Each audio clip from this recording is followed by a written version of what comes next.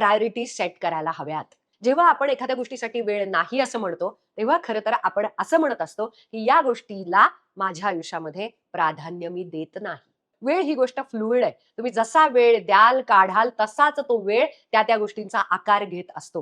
म्हणूनच एका बाजूला मात्र आपली तब्येत, वजन कमी होत नाहीये किंवा वजन वाढत नाही किंवा काय फिट होत नाहीये अशी कंप्लेंट करत असतो आणि दिवसभराचं मात्र किंवा आठवड्याचं जेव्हा आपण नियोजन करतो, तेव्हा मात्र आपण व्यायामाला अजिबातच वेळ बाजूला काढलेला नसतो. मग एक साधारण लाईफ प्रायोरिटीज काय असतात? तर सद्गुरू वामनराव पै म्हणतात, तब्येत, कारण आयुष्यात शरीर आहे तर सगळं आहे. दुसरं आहे कुटुंब, तुमची नाती, सुख, आनंद जे काही कमावलेलं आहे ते कोणाच्या तरी बरोबर सेलिब्रेट करायचं असतं किंवा दुःख सुद्धा अतिशय कमी होतं आणि जगायला उर्मी मिळते. आणि तिसरं म्हणजे प्रोफेशन. या जगामध्ये आपण जन्माला आलेलो आहोत, काहीतरी कॉन्ट्रिब्यूट करण्यासाठी, पृथ्वीसाठी, प्लॅनेटसाठी, देशासाठी, समाजासाठी आपण देणं लागतो आणि आपल्या आपल्या क्षेत्रामध्ये काहीतरी कर्तृत्व गाजवण्यासाठी अशा पद्धतीने जर आपण प्राधान्यक्रम ठरवला तर हा आयुष्याचा आहे. आता प्रत्येक रोलमध्ये तुमच्या शिवाय होणारी कामं आणि तुम्हालाच करावी लागणारी कामं याच्या पण दिवसाच्या प्रायोरिटीज तुम्ही लिहायला हव्यात.